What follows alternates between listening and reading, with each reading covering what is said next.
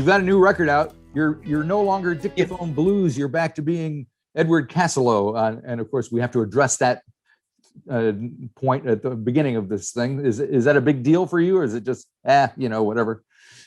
Nah, whatever. Yeah, that's just a guy making music, in his dining room, as the case of this one. Right. Yeah, no big deal. Yeah, okay. yeah. I mean, do some Dictaphone Blues stuff maybe down the track, but that'd be kind of this stuff. Hopefully, will be like in the live situation and on the recording. It's sort of not. It doesn't go sort of as loud and as right. Rocky as Dictaphone Blues. So hopefully that'll come across the live show a bit more, and then Dictaphone Blues can just play 4 songs and jam for 50 minutes.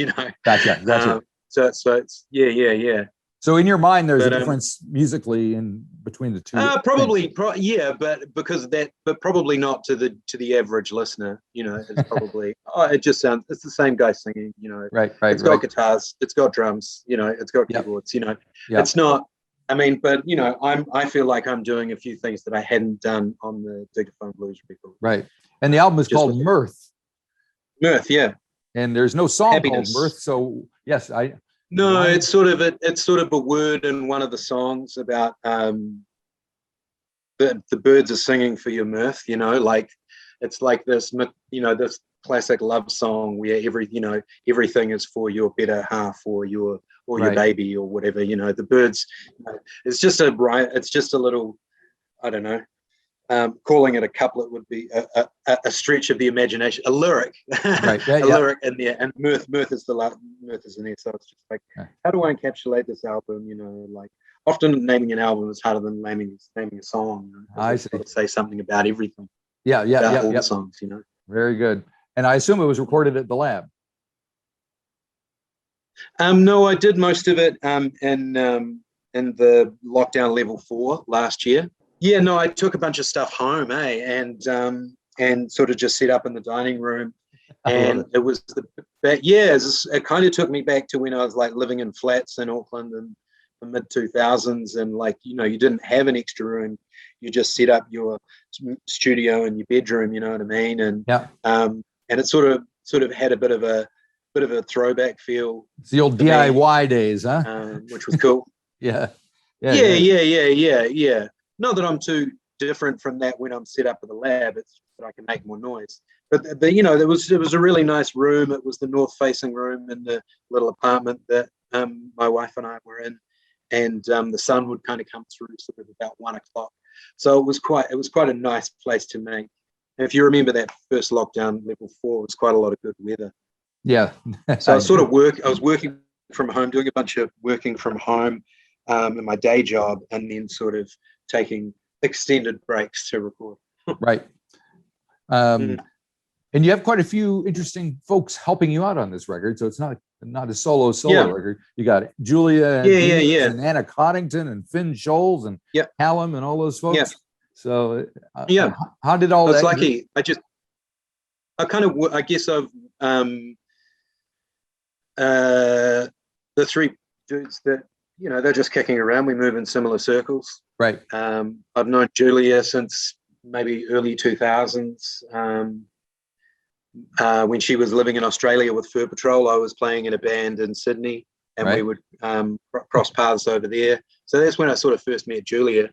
And now she's to me she's Lady Deans. It's she's a very talented woman, that's cool. For sure. Very talented woman. And I guess I met Anna, when I first moved to Auckland in the early 2000s, and just they were around, and I just put it out there, and they said, yeah, cool. So I was just very lucky, and they're all such, experts at their instruments that none of the sessions took long or anything. It's just a few hours, and I might have had a melody and said, hey, let's riff on this, and then it would get changed, and then we'd have it. So it's cool. Because you got Finn Scholes on there, and he's speaking. Yeah. He's been up here a few times playing, and I'm always just amazed at the guy. Yeah. We didn't have enough time to get him on the vibraphone or whatever, but he played some main trumpet, with Callum and Dean. So let's talk about the songs. When were the songs written as a group of songs to be on an album, or is that how you usually like to work? No, not at all. No, usually it's piecemeal, mate. Okay. Like just and usually it's 18, like longer time, just like work, like working full time and working on other people's projects and songwriting. But because we were so privileged and some people to we warranted that time, didn't have any expectation to do anything, but I just set everything up on that last night before we had to go home. And then one of the songs on the album, I can't remember which one, but that would have been like the first thing that I wrote the first day. And then I did that for 14 days and I had 14 songs. And then That's I amazing. went back and it was really lucky, really fortuitous. It's never happened to me before. So I don't, and so, I'll just take, those things you receive them, I've heard that. And then I'm usually, quite anxious or scared of trying to write lyrics, but like just sort of, got stuck in on the first day and sort of just, mined one idea and reworded it and stuff and sort of, just went crazy, went nuts, man. It was cool. And Very then, cool. I got it down to 9, like obviously like 4 or 5 songs weren't sort of either finished or whatever, but it's still sort of, to me, it's like all of the songs are a bit slower and a bit longer. So it's like over it's nearly 40 minutes of music. And I generally think that's kind of like an album, regardless of tracks, Yeah, it doesn't matter how many there are. Yeah. I mean, like Weezer albums have 13 songs and they're 30 minutes. Pink Floyd can have one song on two sides of the record. Adam Hart Mother. Exactly. So the first song on the album is called Down by the Riverside. Yeah. Which is, it seems like it's autobiographical in ways, something about Ashburton and a river and all that. Down by the riverside on the edge of town in the back of my mind, a lonely dog sits under a tree, and if she could talk all the things she'd seen, I see a rope hanging over a swimming hole and my brother making that water explode. Down by the riverside. Yeah, it's not. It's I guess some of it is. It's all like little visions, and sort of put together in 3 different verses. Yeah. Somewhere along the way, I decided that the chorus wasn't going to have singing in it, and then so I was like, okay, well, taking that out of the picture, then each verse has to be its own little story, Oh, right. That was that instead for the lack of a chorus, they each have to have a thing, and so each is like, I guess, a little story and a dream sort of state. But there's some real things in there, and like I grew up in this. I guess they're all kind of set in this place, which is like Ashburton, or is Ashburton, and there was a river down there, and there was some sort of imagery from newspapers or stories of the time, or bit of made up stuff as well, like you use my experience to just find the way and then embellish on it. Right. Now there's a track called Swift Goodbye, and I'm wondering, are those, it sounds like there's strings in there. My heart has been broken since you were announced,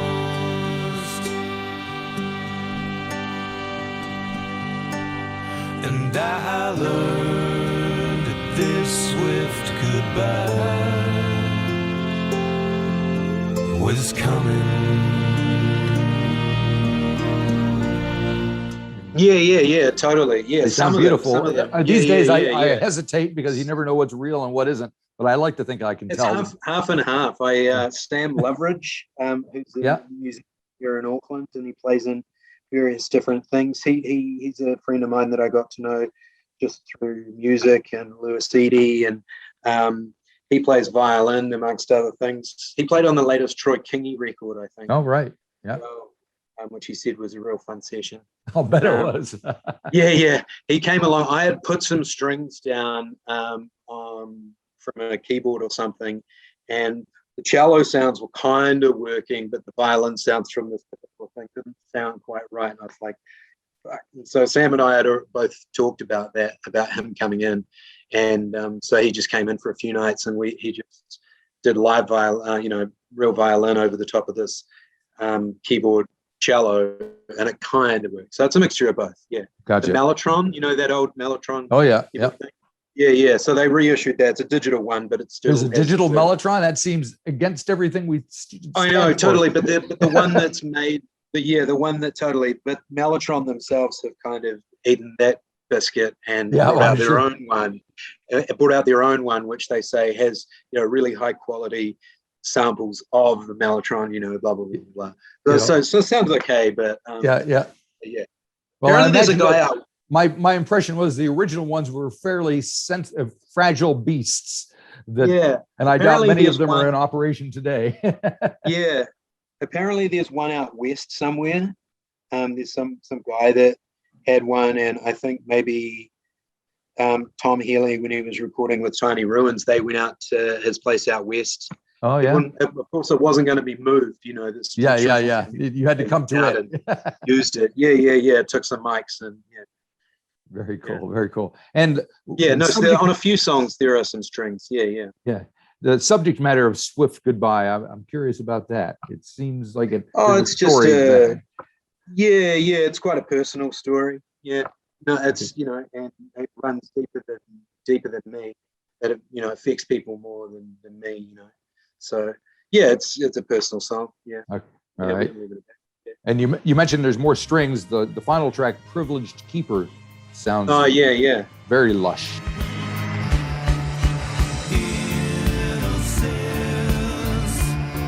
Your soul is my privilege. I'll merely hold it until it's time to let go.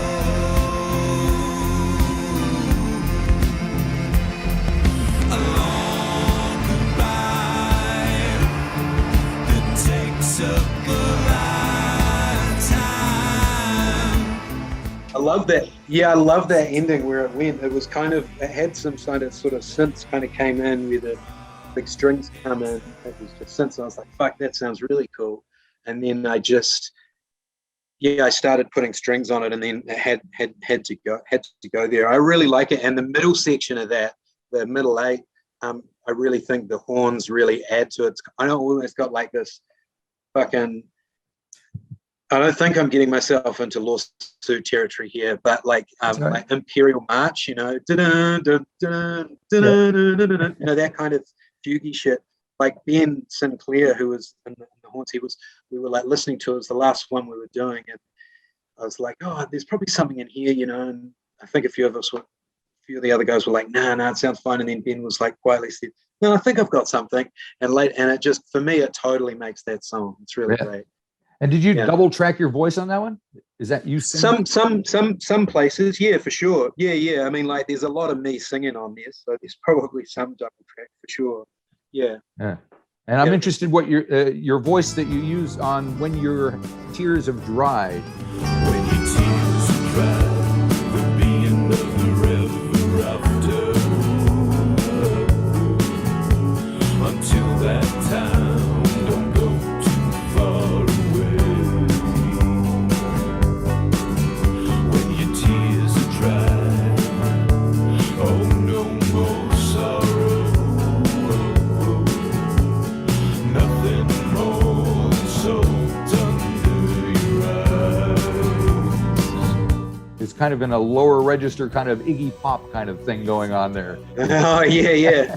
Well, I just wanted to, that was one of the small things for me as a singer, to do things that I had, like keep it interesting, and being 40 plus and always just been singing kind of in the higher register of my voice, right, just trying to sing and trying to get over, trying to. Potentially one of the reasons why I've always sung in that is because I've always sung in really loud rock bands. So I've got to sing over the band and get over the band, and drummer, so it was nice to kind of chill that out. It was just, it was another one of those things. The songs got slower, the keys went lower, like the keys signatures went lower, and I started singing lower. So it was cool. Very good. So you mentioned that you're in your 40s. So I'm curious. I'm way past that. So. But you don't seem to get older, Marty. Well, believe me, I do. But I'm curious as as you get to like middle age, and you've been making music since you were young. Do you think about it differently about making music and why you do and the kind of music that you want to make? Totally, and that was kind of made all the more clear to me recently when I got in touch. Been in touch with some old bandmates, right? And that'll bring you back. And like it's really fun, and talking about like our recorded stuff was kind of like totally a product of the CD age and the MySpace age, and it was, we sort of, the band finished just as like the vinyl rock and roll revival was kind of coming back. We never like pressed our stuff on vinyl, and so. Too early for that revival, but much too early for the digital age, the streaming age. So we're talking about getting an old album up on there. Right. So talking about that, I'm listening to old tracks and like thinking, oh my God, why did we do that? And why did I sing like that? And right. What was I thinking? And like, so all of those kind of, I kind of took stock, and I was kind of singing along, and I was kind of like, man, my voice has matured, but I might not be able to sing as high as I used to in my early 20s, but I can definitely hold a better tune. I think my voice has gotten better. Cool. Yeah, it's interesting. For the reasons why you write music, I mean, it's probably completely different. I would have had a total young man's, of course, outlook on it back then, and why I do it now is completely different. I mean, you put music out, and if people listen to it, then great. Because I interviewed a couple of guys from the band Weta a few weeks ago, whose album their album came out in like 2000, when nobody was thinking about vinyl. It was a complete digital whatever, and now they're reissuing the album on vinyl from 20 years ago. Totally, and kind of revisiting it and rethinking about it. So it's interesting to see how that all works out. So I'm predicting I'm predicting a CD revival. Yeah, right. Well, there's no reason why not. I mean, where are all of I got a bunch of. I kind of wish. I don't even have a decent CD player at home. My car still has a CD player in it. Right. Yeah. So does mine actually. Yeah. But the interesting thing about CDs is, I mean, when they first came out in the 80s, they sounded like crap because they didn't know how to engineer them properly and get them to sound, they were very tiring. And just as they got to the point where they knew what they were doing with them, then nobody bought them anymore.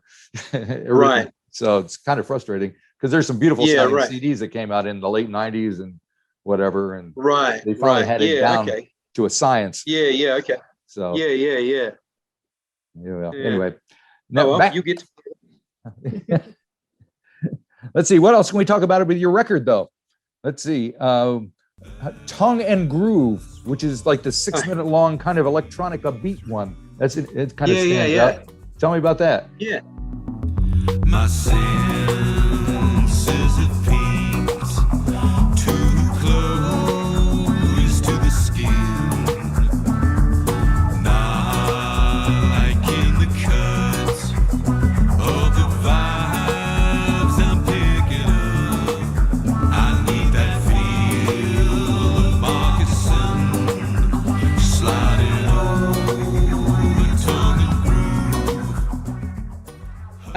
Well, it just started.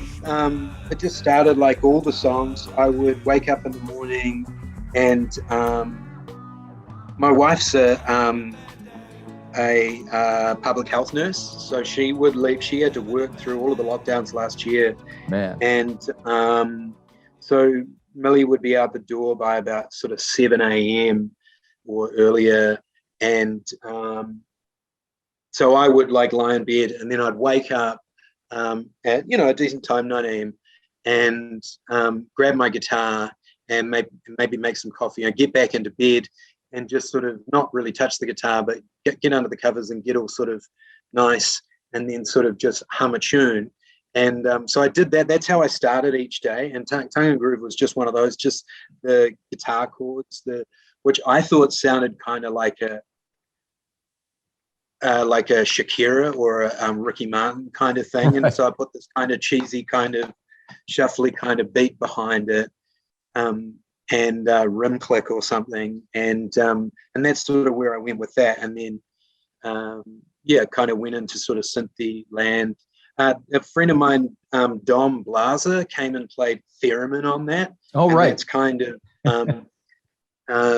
kind of, it's going through an echo box, so it sort of sounds really, so it doesn't sound like all pretty, like, like Doctor Who even, but it sounds more distorted and stuff, and it's sort of like this pitch bending, tuned radio kind of solo. And yeah. That was really fun. Sounds like something from the Outer Limits. Just kind of, yeah, you got it. Yeah. Xanadu. The fucking, there you go. Whoever that guy was who produced that crazy old English man. What's his name? I can't remember. Yeah, right. There's a great documentary about him. What's his name? The English version of Phil Spector. Joe Meek. Joe Meek, yeah. There's a great Telstar. Yeah. I've got the record over here somewhere. Yeah, that's a classic. Definitely. He was a strange dude, though. He was a mess at the end. Yeah, I'm hoping that can be really fun live. That song. Yep. Yeah. So that'll be fun. Yeah. So when you do the live thing with this, who are you bringing along with you? I assume it's not going to be. I got a real fun band of friends that I haven't. I have kind of played music with some of them. Paul Cathro, who plays bass in Harvey Unclear. Oh, yes. He's playing bass. Cool. And I played drums in his band. Stu Harwood plays the drums, and I played with him in Anthony Tonan's band. Right. He sort of started doing his solo thing when he was doing more live band stuff. It's really fun. Kind of miss that. And he plays in Harriet Row with Simon Comber. Oh, yeah. And Brad Craig from Minnie Simmons. Oh, great. Those guys came up here. Those guys, I love those guys. Yeah. They're really sweet. They're really sweet boys. They were barman at my wedding. Oh, fantastic. I hold them in very high esteem. I love it. Yeah. You fucking prove that, Marty. Yeah. Very cool. And another friend, Catherine Walker. What's her? She's got some solo stuff online called Alolo. She's sort of piano and voice. So it's going to be like quite a, hopefully, like Catherine will play some keys and guitar, and hopefully Emily will play some keys and some violin, and Brad plays some guitar, and we did. So do you have dates set or what? Oh, we're going to do April 9th at Whammy Back Room. Cool. Yeah. I have to be there. Yeah. Does this go up on the site like this, or is this like a dictated thing? No, I usually use the video. Mix it up with. Cool. Usually, the way I do it is mix it up with music. So if we're talking about a song, nice. A few seconds of the song. If there's feel free to edit this in. Yeah. Feel free to edit this part in or out. Yeah. I will do that at my discretion. Discretion. That's the nice thing about being the editor. Yeah. Fantastic. Well, it just sounds like it's all happening. So I have to definitely come down to the old I Whammy. mean, but we're not, not trying to reinvent the wheel and not pushing it. Won't be doing a tour or anything. Right, like that. okay. Just keeping it real. Hopefully at least we'll be through with this lockdown in a couple of days. Yeah. April 9th at the Whammy Backroom. Should be safe by then. So yeah, hopefully. It seems like it's just a timing thing at the moment. Yeah. The shows go through. Yeah. Very good. Very good. Okay. Well, I'll let you go. I think I got somebody else to talk to somewhere in the world in a little while. To take a break. Good on you, Marty. I'm getting old. All right. I'll see you later. Good one, man. Take care. Bye-bye.